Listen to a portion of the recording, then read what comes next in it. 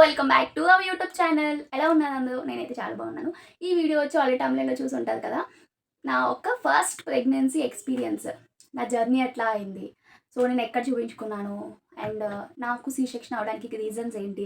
అందులోను fast delivery అంటే premature delivery ఎందుకు అయింది అనేది మీకు ఈ వీడియోలో చూపిస్తాను. సో, ప్రెగ్నెంట్‌గా ఎవరైనా ఉంటే ఈ వీడియో అనేది షేర్ చేయండి.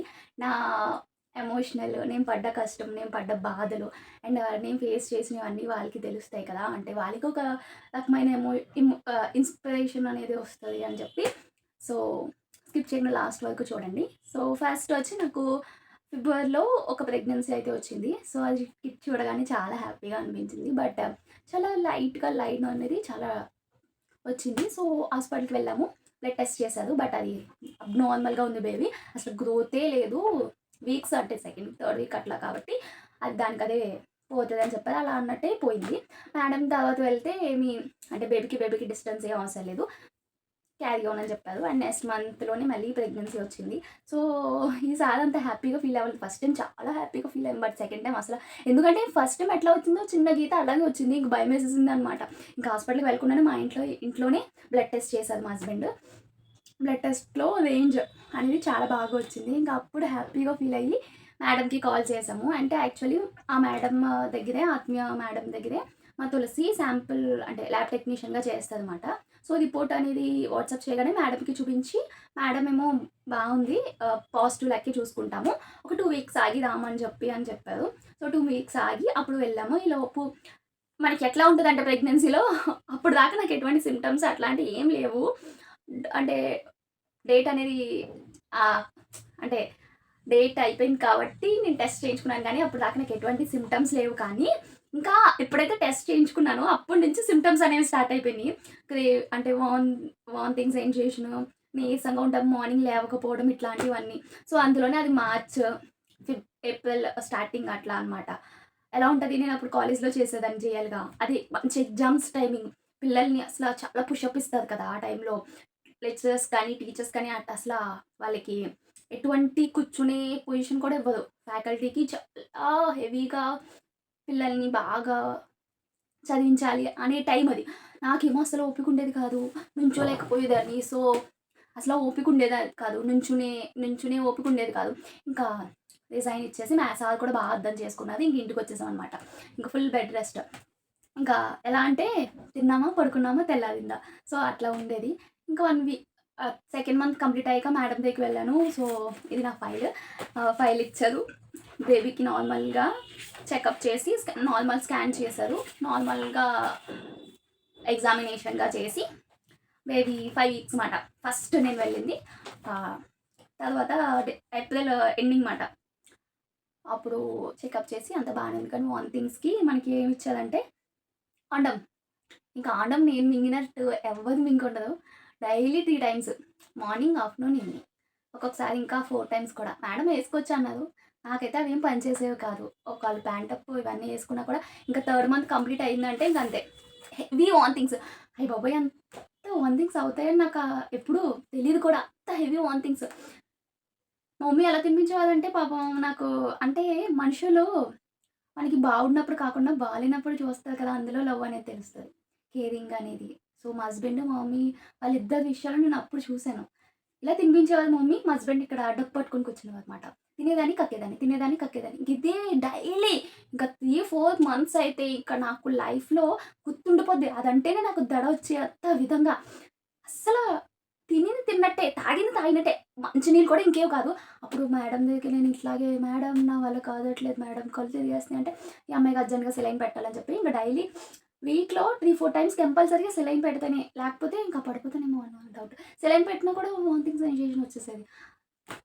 అదొక నా లైఫ్‌లో అది ఒక మర్చిపోలేని డేస్ అనమాట. అప్పుడు తలుచుకుంటే అంత కష్టానికి ఫలితం వచ్చిన తర్వాత భలే హ్యాపీగా అనిపిస్తది. ప్రతి మామ్ ఫేస్ చేసే కొంతమందికి ఇట్లా వామిటింగ్స్ ఉండవు. వేరే కాంప్లికేషన్స్ ఉంటాయి అంతే తప్పించి, అన్ని ప్రెగ్నెన్సీ జర్నీలో కూడా అన్నీ భరించాల్సిందే. అంత భరిస్తేనే మనకొక బ్యూటిఫుల్ బేబీ అనేది మనకి వస్తదనమాట. సో, భరించాలి. బట్ ఆ టైంలో మనకు ఓపిక ఉండదు. ఫస్ట్ ఎక్స్‌పీరియన్స్ సెకండ్ అనుకోండి అలాగే ఉంటదని మనం ఒకటి ఫేస్ చేస్తాం కాబట్టి తెలిసొస్తది. బట్ ఫస్ట్ టైమ్ అట్లా కాదు. నేను చచ్చిపోతానేమో ఇట్లాంటి క్రేజీ థాట్స్ అన్నీ వచ్చాయి. మా హస్బెండ్‌తో రోజు ఫైటింగే. నాకేంటి ఇలా ఉంది? నువ్వు నన్ను పట్టించుకోవట్లేదు. దీనికి నాకు వేరే డాక్టర్ దగ్గరికి తీసుకెళ్ళు. ఈ మేడం ఇది అవండం ఇస్తున్నారు. ఇంకా అలా ఏదేదో డిస్కషన్స్ అలాగుండేది.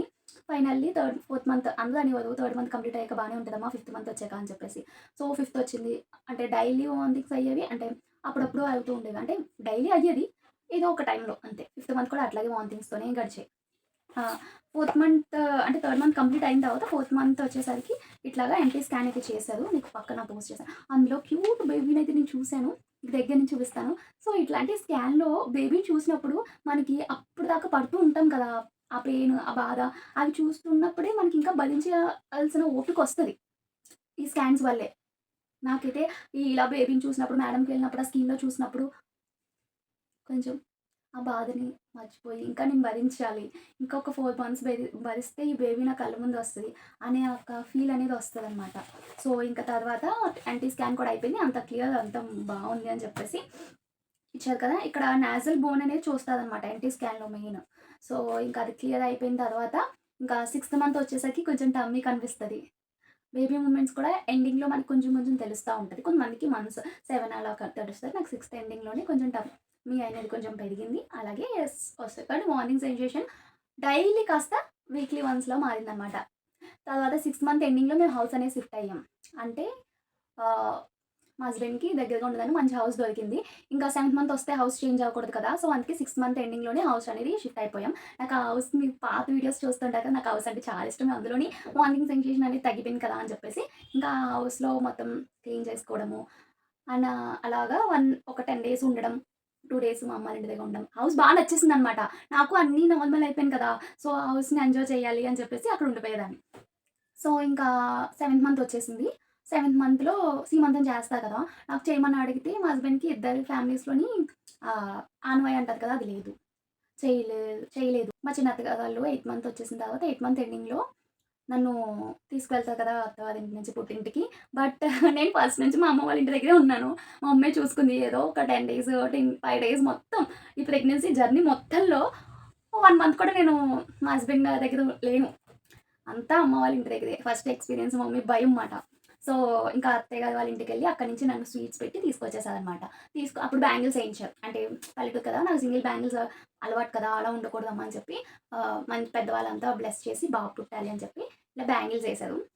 ఇంటికొచ్చిన తర్వాత అంటే ఎయిత్ మంత్ ఎండింగ్. కానీ మధ్యలో టిఫా స్కాన్ కూడా అయింది. టిఫా స్కాన్ కూడా నార్మల్ అని వచ్చింది. టిఫా స్కాన్స్‌లో కూడా మా హస్బెండ్ ఇంకా డబుల్ మార్కర్, ట్రిపుల్ మార్కర్ అలా ఉంటాయి కదా! ఆ స్కాన్స్ కూడా చేయించారు. ఎందుకంటే ఇప్పుడు ప్రెజెంట్ జనరేషన్‌లో జెనెటిక్ అని అవన్నీ ఇవన్నీ ఏవో వస్తున్నాయి బేబీకి. తర్వాత ప్రెగ్నెన్సీ అంటే డెలివరీ అయిన తర్వాత బేబీకి ప్రాబ్లమ్ ఉన్నా కడుపులో ఉన్నప్పుడే చూసుకోవాలని చెప్పి అన్ని స్కాన్స్ తీయించారు. అన్నీ నార్మల్ అనే వచ్చిన దాంతో ఇంకా మేము ముందుకైతే వెళ్ళిపోయాం. తర్వాత ఎయిత్ మంత్ దగ్గరికొచ్చేసరికి చెప్పాను కదా! మా ఇంటికి వెళ్ళిపోయాను. మా ఇంటికి వెళ్ళిపోయిన తర్వాత నాకు బాత్రూమ్‌లో నుంచి పడిపోయాననమాట. అంటే పడుకొని లేచాను. యాక్చువల్లీ క్లీనింగ్ విషయంలో మా మమ్మీ, మా తమ్ముడు చాలా అంటే చాలా కేరింగ్ తీసుకునేవారు. ఎప్పటికప్పుడు క్లీన్ చేయడం కానీ, వాష్‌రూమ్స్ మా తమ్ముడు వీక్లీ 3, 4 టైమ్స్ అట్లా క్లీన్ చేస్తానే ఉండేవాడు. చాలా కేరింగ్ తీసుకున్నాడు. ఆడిదైతే అంటే ఇంట్లో అది నీట్‌గా లేదని చెప్పను కానీ నేనే పడుకొని లేచి కేర్‌ఫుల్‌గా నడవడము అలా ఏదో ఒకటి చేశాను. నాకైతే గుర్తే లేదసల. పడినప్పుడు కూడా షాక్. ఎలా అనుకుంటున్నావు ఇలా. సో, ఇంకా ఈ గోడ ఇట్లా అవ్వడంతో బ్యాంగిల్స్ అన్నీ పగిలిపోయినాయిమాట. సో, ఆ షాక్‌లో నాకు వాయిస్ రాలేదు. అంటే తలుపు కూడా అప్పటికి ఏసుకోలేదు. జస్ట్ లోపలికెళ్ళినప్పుడే పడిపోయిందన్నమాట. బకెట్ అంటాం కదా! ఆ సౌండ్‌కి అది స్టీల్‌ది మాట. ఆ సౌండ్‌కి మా అమ్మ ఇప్పుడే కదా బాత్రూమ్‌లోకెళ్ళింది ఏంటి సౌండ్ వినిపించిందని గబుక్కుమని పరిగెట్టుకొని వచ్చేసారు ఇద్దరు మా అమ్మాయి అండ్ మా హస్బెండ్ టీ తాగుతున్నారు చక్కగా. అప్పుడే వాళ్ళు పడుకొని లేవడంతో. ఇంకా ఆ సౌండ్‌కి నేను అలా ఉండిపోయాను. ఎలా అంటే మీకు తెలుసో తెలీదో గోడ కుర్చీ అంటారు కదా! పనిష్మెంట్ ఉండేది స్కూల్ టైమ్స్‌లో అలాగా. అలా కూర్చునిపోయాను. ఇంకా అలా కూర్చున్న పొజిషన్ చూసి ఇంకా మా హస్బెండ్, మా మమ్మీ నన్ను పట్టుకొని బయటకి తీసుకొచ్చి కూర్చోబెట్టి కూల్చేసి ఏమైంది అంటే నాకొక 10 నిమిషాల దాకా మాట రాలేదు. అంత భయంతో అలా ఉండిపోయాననమాట. దెబ్బలు పెద్దగా ఏం తగలే షాక్. అండ్ ఆ సిట్టింగ్ పొజిషన్. ఆ 2 వల్ల ఏమైనా డేంజర్ అవుతదని చెప్పేసి నాకు 1 వీక్ తర్వాత అపాయింట్‌మెంట్ ఉంటే మేడం దగ్గర 2 డేస్‌లోనే అంటే కొంచెం అయిన తర్వాత నెక్స్ట్ డే అనుకుంటా మేము మేడం దగ్గరికెళ్ళి ఇలా అయిందంటే మేడం నార్మల్ చెకప్ చేసి ఏం లేదు బానే ఉంది. కొంచెం కేర్‌ఫుల్‌గా ఉండమ్మా మంత్‌లని లాస్ట్‌కొచ్చావు కదా అని చెప్పి అండ్ నీకు దగ్గరికొచ్చేసింది. అంటే మన ప్రకారం అంటే ఇది 31 వీక్స్ లాస్ట్‌లో అనమాట డేస్. 31 వీక్స్ అలాగా. మనము 34 వీక్స్ అట్లా అప్పటి నుంచి డెలివరీస్ అనేవి స్టార్ట్ చేస్తాం కదా! సో, మేడం ఇంకో 2, 3 వీక్స్ చూద్దాము. ఫస్ట్‌ది కాబట్టి నార్మల్‌కి ట్రై చేస్తాం. అప్పటికి బేబీ వెయిట్ 2.1 అట్లా కేజెస్ ఉంది. ఇంకొక 400 గ్రామ్స్ పెరిగితే 2.5 అబోవ్ వచ్చిందంటే సేఫ్ అంటే బేబీ వెయిట్ నార్మల్ అని మనం అనుకుంటాం కదా! సో, ఇంకా 3, 4 వీక్స్ ఉన్నాయి కదా! తిను అని చెప్పి మిల్క్ పౌడర్స్ అవి ఇచ్చారు. సో, మీ డెలివరీ అంటే మేము ఈఎస్ఐలో ఏయించుకుందామా? మేడం అయితే ఈఎస్ఐ లేదు ఆరోగ్యశ్రీ ఉంది అని చెప్పారు. సో, అలాగా అవి జరుగుతున్నాయి. ఆరోగ్యశ్రీకైతే ఎంతవుతది? ఈఎస్ఐకైతే ఎంతవుతది? అని మా మమ్మీ కదా వెయ్యాలి. మాకు ఫైనాన్షియల్‌గా చూసుకుంటే మా తమ్ముడే. మా డ్యాడీ కూడా లేదు కదా! సో, అయన్నీ ఆలోచించుకుంటూ ఉంటున్నాము. ఎక్కడ ఏయించుకోవాలి అని చెప్పి జీజీహెచ్ అనేది థాట్‌లో లేదు. అప్పుడే అంటే నేను మా డ్యాడీని అక్కడే చనిపోవడం చూసాను కదా! సో, నేను ఇంక అక్కడ డెలివరీ చేయించుకునే అంత ధైర్యం చేయలేకపోయాను. సో, అందుకే జీజీహెచ్ అయితే నేను అసలు ఏయించుకోనని చెప్పేసాను. మా హస్బెండ్‌ని రిక్వెస్ట్ చేస్తే, "సర్లే మీ మమ్మీ వేయకపోతే నేనైనా వేయించుకుంటానులే ప్రైవేట్‌లోనే ఏస్తా. నువ్వేం భయపడకు నాకు ఈఎస్ఐ కార్డ్ ఉంది కదా!" అని చెప్పి అట్లా ధైర్యం చెప్పారు. సో, పడిపోయాను కదా! సో, ఆ పెయిన్ అప్పటి నుంచి ఇక్కడ పెయిన్ అంటారు కదా! ఆ పెయిన్ అనేది అక్కడి నుంచి ఉంది. మేడం సరే ఓర్చుకో ఒక 3, 4 డేస్ అంటే దానికి టాబ్లెట్ ఇచ్చారు. తర్వాత హాస్పిటల్ నుంచి వచ్చిన 1 వీక్‌కి సడెన్‌గా ఆ రోజు నైట్ మా హస్బెండ్ హాలిడేతో మా దగ్గరే ఉన్నారు. అక్కడే పడుకున్నారనమాట. మార్నింగ్ దాని ముందు ఏమైందంటే, దాని ముందు నైటే నాకు మా పిన్ని వాళ్ళు యానం నుంచి వచ్చి వాళ్ళు మాకు చెప్పారు. ఇట్లా డెలివరీకి ఇలాంటివి ఉంటాయి. వాటర్ డిశ్చార్జ్ అవుతది. సో, కొంచెం కేర్‌ఫుల్‌గా ఉండు. ఏదైనా చిన్నదొచ్చినా నీకు తేడా కనిపించినా ఇంట్లో వెంటనే చెప్పు. వెంటనే హాస్పిటల్‌కెళ్ళొచ్చు. అంతా ధైర్యం చెప్పి అన్నీ చెప్పి నాకు ఇష్టమైన కుడుములయితే ఇచ్చారు. అయ్యే తిన్నాను. మార్నింగ్ లేచి ఇలా పడుకునే ఉన్నాను. నాకు ఆ సెన్సేషన్ తెలుస్తుందన్నమాట. వాటర్ ఏదో డిశ్చార్జ్ అవుతున్నట్టు. సో, ఇంకా మా హస్బెండ్ లక్కీ లెగు లెగు నాకేదో అయిపోతుంది అంటే ఆయన చెక్ చేసి ఆయన షాక్ అవ్వలేదు. ఎందుకంటే ఆ ఫీల్డ్‌లోనే ఉన్నారు కదా! ఆళ్ళకంత భయముండదు తెలుసు కదా! అని చెప్పి మా మమ్మీకి చెప్పెళ్ళి ఈలోపు ఫోన్ చేస్తానని చెప్పి ఆయన ఫోన్స్ కాల్ స్టార్ట్ చేశారు. ఎందుకంటే మేము అసలు ప్లానింగ్‌లో లేను. ఏ డెలివరీ ఏయించుకోవాలనేది ప్లానింగ్‌లో లేము. ఫస్ట్ ఈఎస్ఏ, ఆరోగ్యశ్రీ అట్లా ఎక్కడ ఏయించుకోవాలనేది కూడా మేము ఇంకా ప్లాన్ చేసుకోలేదు. సో, ఆ ఫోన్ కాల్స్‌లో ఉన్నారు. ఈఎస్ఐ అయితే ఏం ఫార్మాలిటీస్ ఉంటాయి, ఎక్కడికి తీసుకెళ్ళమంటారు అని చెప్పి ఆళ్ళ ఫ్రెండ్స్‌ని ఆళ్ళని అందరిని ఆల్రెడీ ఏయించుకున్న వాళ్ళని ఆళ్ళతో మాట్లాడుతూ ఉన్నాను. నేను ఇట్లా మంచం దిగి హాల్లోకొచ్చాను. ఇలా నుంచున్నానంతే. బ్లడ్ ఇంత గెడ్డ ఇట్లా పడిపోయింది. మా మమ్మీ ఇంకా ఇలా వెనక్కి తిరగగానే అలా చూడగానే గిన్నెలు తోముకుంటుందన్నమాట. ఇలా చూడగానే అరిసేసింది. నాకేంటి చెప్పలేదు. ఏంటి ఇలా అయిపోయింది? ఏంటో శ్రీను బాబు, శ్రీను బాబు, శ్రీను బాబు అని గట్టిగా అరిచేస్తే మా హస్బెండ్ ఏం కంగారు పడకండి నిదానంగా అని చెప్పి నన్ను కూర్చోబెట్టారు. ఆ అరుపులకి అంటే అపార్ట్మెంట్స్‌లో మీకు తెలిసిందే కదా! ఎదురుగుంటా ఎవరి ఇంట్లో ఏం జరిగినా తెలుస్తదనమాట. ఇలా అరిచేస్తుంది ప్రెగ్నెంట్ లేడీ ఉంది ఇంట్లో అని చెప్పేసి మా ఇంటికి ఎదురుగుంటా ఆంటీ, పక్కన అక్క వాళ్ళు, కింద వాళ్ళంతా వచ్చారనమాట. కింద ఆంటీ అనేది ఫుల్ ఎక్స్‌పీరియన్స్ ఆవిడ. ఆవిడకి ఇద్దరు అమ్మాయిలున్నారు. సో, డెలివరీస్ చేసింది కాబట్టి ఆవిడకి టెన్షన్ పడలేదు. ఎందుకిన్ని టెన్షన్ పడుతున్నారు? డెలివరీకి దగ్గరగా వచ్చింది కదా! ఇట్లాంటియి అవుతాయి. మీరు హాస్పిటల్‌కి తీసుకెళ్ళండి అని చెప్పాం. ఆవిడే కాటన్ శారీస్ కూడా ఇచ్చింది. ఎందుకంటే మాకు ఇంకా అప్పటికి హాస్పిటల్ బ్యాగ్ కూడా రెడీ చేసుకోలేదు. అసలు ప్లాన్‌లో లేం. చెప్పాలంటే 9థ్ మంత్ స్టార్టింగ్ కదా! సో, ఇంకా 9థ్ మంత్ ఎండ్ అవ్వాలి. ఇంకా చాలా ఉన్నాయని చెప్పేసి మేము అస్సల ప్లాన్‌లోనే లేము. ఇంక వెంటనే ఆంటీ వాళ్ళది ఆటో ఉందన్నమాట. మా ఇంటి ఎదురుగుంటా చిన్ని ఆంటీ వాళ్ళది. ఆ ఆటో ఎక్కేసి అంకుల్ గారు హాస్పిటల్‌కి తీసుకెళ్ళిపోయారు. ఏ హాస్పిటల్‌కి తీసుకెళ్ళాలంటే ఇంకా అప్పుడు ఆత్మీయలో ఏయించుకోవాలి అంటే ఇప్పుడు ఫుల్ అమౌంట్ పే చేయాలి. సో, ఆరోగ్యశ్రీ ఫార్మాలిటీస్‌కి మాకింకా కార్డ్స్ అవన్నీ ఇంకా జిరాక్స్ ఆ మోడ్‌లో లేమింకా. సో, ఇంక టీమ్‌కి తీసుకెళ్ళిపోయారు మా హస్బెండ్. ఇంకా ఆయనే ఏయించుకోవాలి కాబట్టి ఇంక టీమ్ ఈఎస్ఐ అయితే ఇంక తక్కువ ఫార్మాలిటీస్ ఉంటాయి అని చెప్పేసి ఈఎస్ఐకెళ్ళిపోతే అక్కడ సైన్ కావాలని చెప్పారు. ఆ సైన్ రాజమండ్రికి వెళ్ళాలి. నాకేమో డిశ్చార్జ్ కంటిన్యూ ఇంకా యూరిన్ పెట్టేస్తది. ఇంక నేను లెగలేని పొజిషన్‌లో ఉన్నాననమాట. సో, మేడం ఎగ్జామినేషన్ చేసారు. ఫస్ట్ టైమ్ బాబోయ్! చాలా పెయిన్ వచ్చేసింది హ్యాండ్ హ్యాండ్ పెట్టగానే. ఆ హ్యాండ్ చూసి "నీకు నార్మల్ డెలివరీ అయిపోద్ది. ఇప్పుడు డెలివరీ అయిపోద్ది" అన్నారు. ఇప్పుడు యాక్చువల్లీ ఇప్పుడు మన చూపించుకునే మేడం ఉన్నదనుకోండి. ఆ మేడం ఏమంటదంటే మనకి ధైర్యం చెప్తది. ఎందుకంటే ఫస్ట్ నుంచి ఆవిడ దగ్గరే చేసుకున్నాం కాబట్టి ఈవిడెవరో నాకు తెలీదు. వచ్చి నిజంగా ఇప్పుడు ఒకళ్ళకి ఆ పొజిషన్‌లో ఉన్నప్పుడు ధైర్యం చెప్పాలి గానీ, ఇంకా టెన్షన్ పెట్టకూడదు కదా! ఆ మేడం అసల ఆవిడ జూనియరో తెలీదు, సీనియరో తెలీదు. నాకిప్పటికి చాలా కోపమొస్తది ఆ హాస్పిటల్ మీద. ఎందుకంటే ఫ్రాంక్‌గా చెప్పేసారు. బేగా డెలివరీ అయిపోయింది కదమ్మా! బేగా డెలివరీ అవుతుంది కదమ్మా! చెప్పలేం బేబీ అనగానే ఇంకా కళ్ళలో నీళ్ళు తిరిగేసినియి ఇంక. ఆ మాటలకి ఆ మేడం అంత అలా ఈజీగా చెప్పింది గానీ, నేను ఈజీగా తీసుకోలేకపోయాను. నా చేతిలో ఫోనుంది అంతే. నేను తులసికి ఫోను చేసి, "తులసి ఇలా చెప్తున్నదేంటి తులసి" అని చెప్పగానే, తులసి మేడంకి ఫోను చేసిందంట. మళ్ళీ ఫోను చేసి, "ఏం కాదు. మేబీ చాలా బావుంది. ఏం కాదు. నువ్వేం భయపడకు" అని చెప్పారు. తర్వాత నా దగ్గర నుంచి ఫోను కూడా తీసుకున్నారు. ఇంకా ఐసీయూలో ఎమర్జెన్సీలో ఫస్ట్ పెట్టారు కదా! అక్కడి నుంచి స్కాన్‌కి రాయించారు. స్కాన్ రాయించినప్పుడు స్కాన్‌లో ఆ సారు ఆత్మీయకు కూడా వస్తాదనమాట. ఆత్మీయలో స్కాన్స్ అన్నీ ఆయనే తీస్తారు. సో, నాకు ఆయనకి టచ్ ఉంది కాబట్టి నేను ఆయనతో మాట్లాడాను. "సార్ ఇలా అంటున్నారేంటి? ఏమైంది సార్" అంటే, "ఏం లేదు బేబీ బానే ఉందమ్మా. నువ్వేం టెన్షన్ పడకు" అని చెప్పారు. ఆయన మాత్రం నిజంగా ఆయన చెప్పిన మాటలు అలా ధైర్యం చెప్పాలి. తర్వాత అనేది తర్వాత విషయం. బట్ అప్పుడున్న పొజిషన్‌లో తల్లికంత ముందుగానే అలా చెప్తే తల్లి తీసుకోగలదా? సో, ఆ డాక్టర్ ఎలా చెప్పిందో నాకైతే అర్థం కాలేదు ఇప్పటికి కూడా. సో, ఇంకా మా హస్బెండ్ వచ్చిన డాడీ లక్కీ ఇలా చెప్తున్నాడేంటి లక్కీ అంటే, "ఏం కాదు ఆ మేడం ఏదో చెప్పేసి ఉంటది. ఏం టెన్షన్ పడకు" అని చెప్పారు. మళ్ళీ నేను మా హస్బెండ్ చూడలేదు. ఎందుకంటే మా హస్బెండ్ ఫార్మాలిటీస్ కోసం రాజమండ్రికి వెళ్ళాల్సి కదా! అలా వెళ్ళిపోయారు. నన్ను ఐసీయూలో వేశారు. ఫార్మాలిటీస్ అన్నీ చెక్ చేస్తున్నారు. అంటే నార్మలా, సి సెక్షన్ అని చూస్తున్నారనమాట. నార్మల్ అవ్వడానికి చూస్తున్నారు. అండ్ ఇంకొకటేంటంటే బేబీ వీక్స్ ముందు కదా! 32 వీక్స్ కూడా పూర్తిగా రాలేదు. సో, దానివల్ల ఒక ఇంజెక్షన్ ఉంటదంట. ఆ ఇంజెక్షన్ చేశారు. ఎక్కడ చేశారు? బ్యాక్ సైడ్ చేసినట్టున్నారు. ఆ ఇంజెక్షన్ చేయడం వల్ల ఏంటంటే బేబీ గ్రోత్ బేగా అవుతది. అంటే లంగ్స్ ఇంప్రూవ్ అవ్వవు కదా! సెవెంత్ మంత్, ఎయిత్ మంత్‌లో ఆ టైంలో. సో, లంగ్స్ ఇంప్రూవ్ అవ్వడానికి ఆ ఇంజెక్షన్ అనమాట. కడుపులో ఉన్నప్పుడు చేస్తదంట. నాకిది క్లియర్‌గా పెద్ద మేడం వచ్చినప్పుడు చెప్పారనమాట. ఇలా అందుకే చేస్తున్నాను. ఈ ఇంజెక్షన్ చేసిన తర్వాత 1 డే అయితే 24 అవర్స్‌కి బేబీ పుట్టాక ఏ ప్రాబ్లమ్ రాదు. అందుకే ఇంజెక్షన్ చేస్తారు అని చెప్పారు. సో, ఇంజెక్షన్ చేశారు. అంతా బానే ఉంది అనే టైంకి ఒక బ్లీడ్ హెవీ. ఆఫ్టర్ డెలివరీ ఎంత అవుతదో అలాగా. బిఫోర్ డెలివరీ నాకు ప్యాడ్స్ చేంజ్ చేసేవారు ఆయా వచ్చి ఎంత బ్లడ్ అంటే నాకు తెలిసేది. ఏదో బ్లీడింగ్ అయిపోతుంది బాబోయ్! నాకు అందులోనే మార్నింగ్ నుంచి ఏం తినలేదు. నైట్ తినడమే, సెలైన్ పెట్టడమే ఓన్లీ సెలైన్. నాకేదో అయిపోతుంది బాబోయ్! బేబీ మూవ్‌మెంట్స్ కూడా ఆగిపోయినాయిమాట ఆఫ్టర్‌నూన్ చేసి. పక్కన నుంచి బేబీ హార్ట్ బీట్ పెడతారు కదా! సో, ఆ మిషన్ పెట్టారు ఐసీలో. ఏం జరుగుతుంది మా దగ్గరికి ఎవరిని పంపించట్లేదు. ఇంక లాస్ట్ 7 అలా అయినప్పుడు మేడంకి, "మేడం ఏదో ఒకటి చేయండి మేడం నాకు ఓపిక లేదు.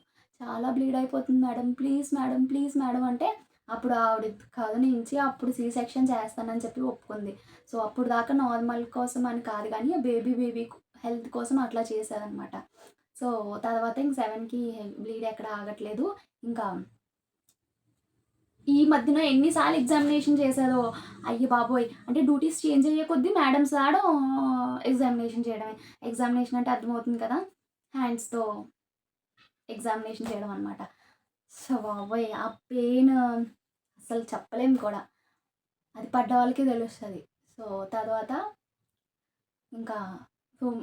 అక్కడి నుంచి "నీ సి సెక్షన్ చేయబోతున్నామమ్మా" అని చెప్పి, సరే ఏదో ఒకటి చేసేయండి మేడం బాబు నేను పడలేకపోతున్నాను అని చెప్పి నన్ను చైర్‌లో కూర్చోబెట్టి తీసుకెళ్తున్నారు. ఈలోపు మా హస్బెండ్‌కి లాస్ట్ పిలిచి ఆయన పిలిస్తే ఇంక తను చూడగానే ఇంక నా కళ్ళలో నీళ్ళు ఆగలే. ఎందుకంటే బేబీ అబ్‌నార్మల్‌గా ఉంది, అవ్వదు అని చెప్పేసారు కదా! అది నేను తీసుకోలేకపోయానమాట. సో, ఇంక మా హస్బెండ్‌కి కనిపించగానే ఏడుపొచ్చేసింది. ఇంతలా మనం కష్టపడ్డాం కదా!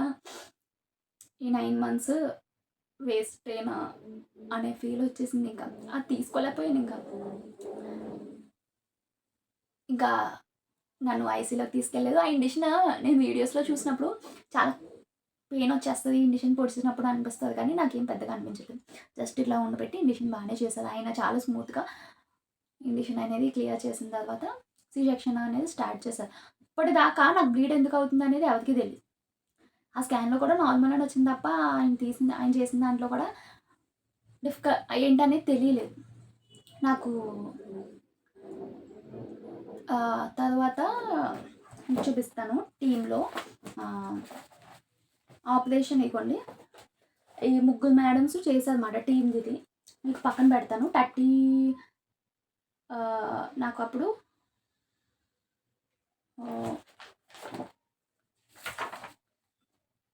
నాకు లెక్క ప్రకారం అంటే డెలివరీ చేసినప్పుడు అప్పుడు తెలిసిందన్నమాట. ఇదిగో నా ఆపరేటివ్ ఫైండింగ్స్ చేస్తే ఇక్కడ బేబీ పుట్టింది 2.4 కేజెస్కి పుట్టింది 8:41 పిఎంకి అనమాట.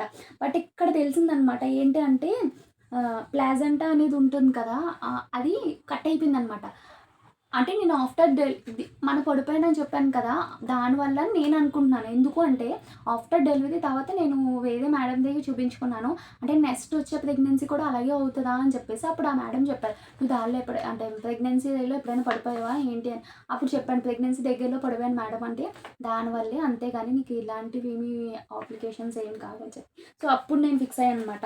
సో ఇక్కడ చూడండి ప్లెజెంటా అప్పర్ సెగ్మెంట్ అని చెప్పేసి 100 గ్రామ్స్ ఆఫ్ క్లాత్ అలా. సో అప్పుడు తెలిసిందనమాట. ఆ మాయ తీస్తారు కదా ప్లెజెంటా, అప్పుడు మేడం చెప్తారు ఇలా ప్లెజెంటా కట్ అయిపోయింది అని చెప్పేసి. అలా మాట్లాడుకున్నప్పుడు తెలిసింది నాకు ఇలా ప్లెజెంటా కట్ అయిపోవడం వల్ల ఇలా నాకు ఫాస్ట్గా డెలివరీ అయిపోయింది ప్రీమెచ్యూర్ బేబీ అని.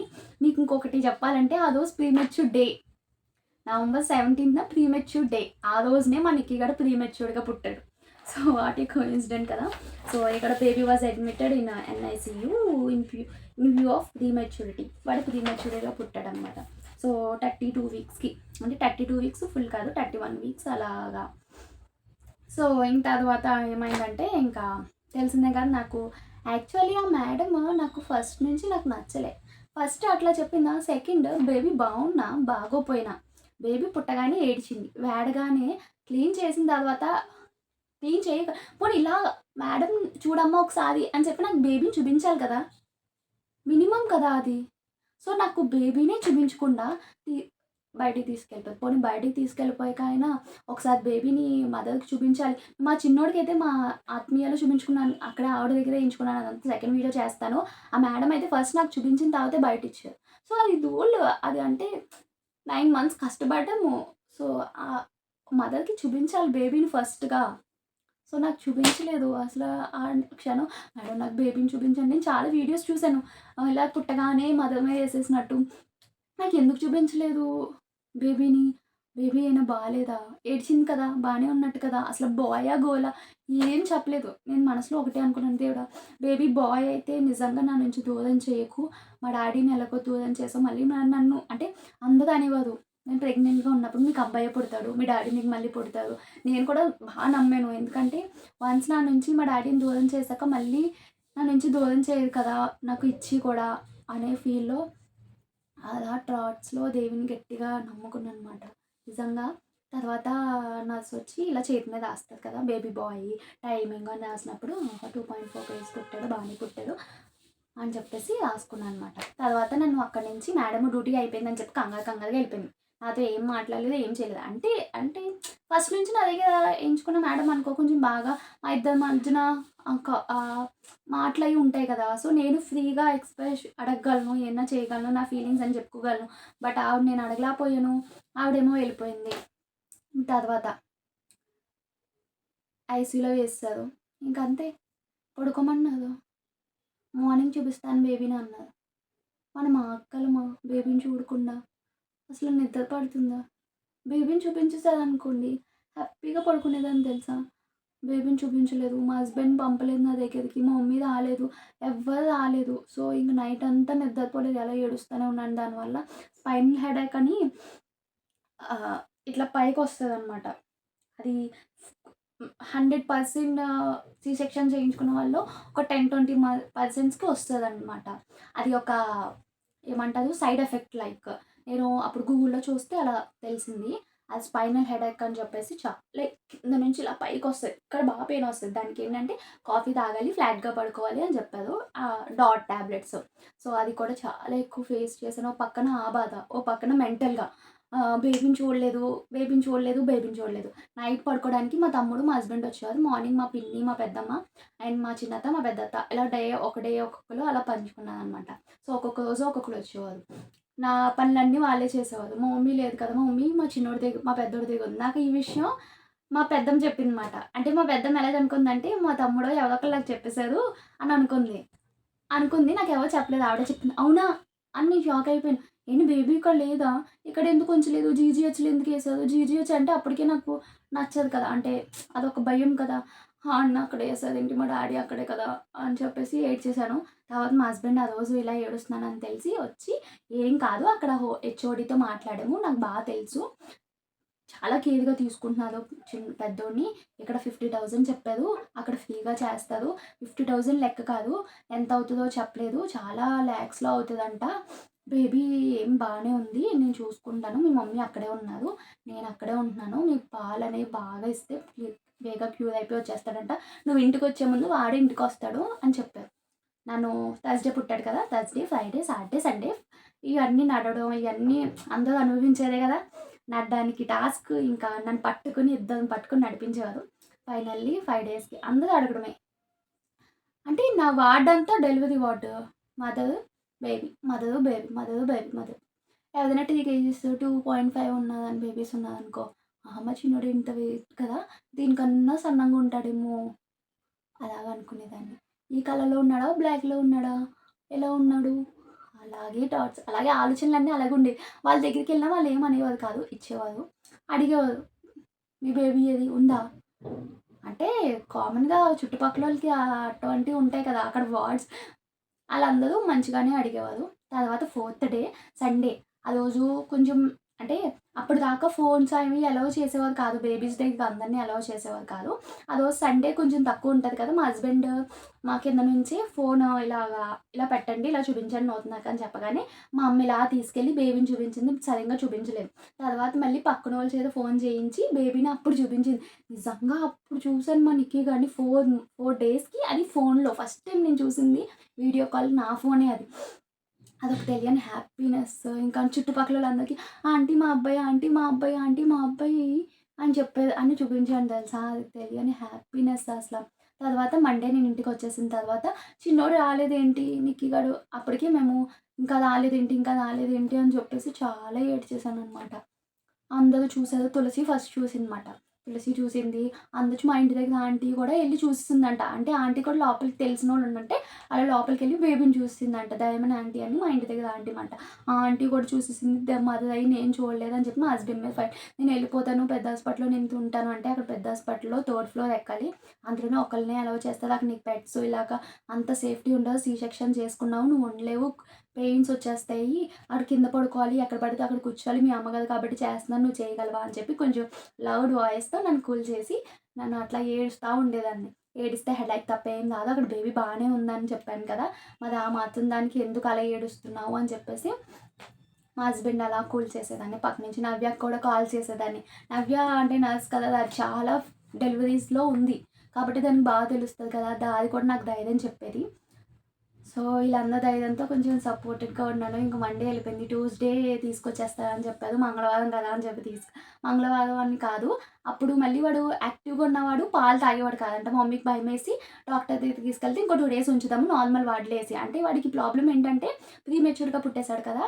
ఊపిరితిత్తులో ప్రాబ్లమ్. అంటే ఇప్పుడు అవి కొంచెం డెవలప్ అవ్వక ఊపిరి సరిగ్గా పీల్చుకునేవాడు కాదు. ఏదో పెడతారు కదా! సో, అవి పెట్టని ఉండేవాడు ముక్కులో నుంచి.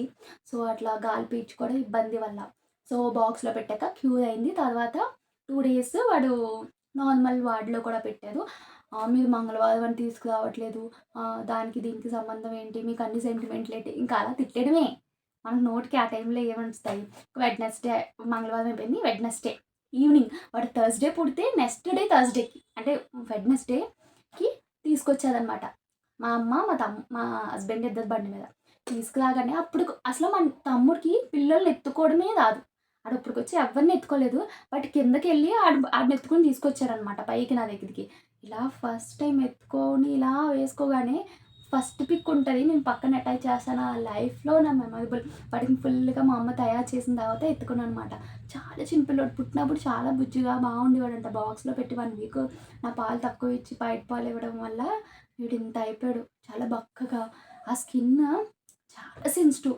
నిజంగా నార్మల్‌గా ఇప్పుడు నేను తులసి పిల్లని అండ్ మా భాగ్య వాళ్ళని పిల్లల్ని చూసాను గానీ, వాళ్ళు మంత్స్ తర్వాత పుట్టడం వల్ల వాళ్ళ స్కిన్ చాలా బాగుంది హార్డ్‌గా. బట్ వీడిది చాలా సెన్సిటివ్. అంటే ఫాస్ట్‌గా పుట్టేసాడు కదా! మీరు ఎక్స్‌పెక్ట్ కూడా చేసుండదు. అంత సెన్సిటివ్. ఎలా అంటే ఆ స్కిన్ మనకి లోపల నరాలు కూడా కనిపించే విధంగా అంత సెన్సిటివ్. Eyebrows no eyebrows. అసలు ఐబ్రోస్ ఈ కనిపించవు. ఇవి కానీ ఇప్పుడు ఆడికి చూసా కదా! వాడి ఫోటోస్‌లో ఇవి ఇంత నాలాగా ఇంత బాగా కనిపిస్తాయా? అస్సలు ఐబ్రోస్ కానీ, ఐ లైనర్స్ కానీ అస్సల లేవు. హెయిర్ కూడా చాలా తక్కువ. అంత సెన్సిటివ్‌గా పుట్టాడు. తర్వాత కానీ వాడిలో బేగా రికవర్ అవ్వడానికి ఏం తెలుసా? పాలు తాగేవాడు. ఎలా అంటే మా అమ్మ అలవాటు చేయడనమాట. నేను లేచినా లేకపోయినా డబ్బా పాలో లేకపోతే ఏవో పాలు కంటిన్యూగా గంటకి అంటే డాక్టర్స్ కూడా అదే చెప్తారు. బేబీ ఫాస్ట్‌గా వెయిట్ గెయిన్ అవ్వాలంటే మీరు గంటకి పాలివ్వాలి.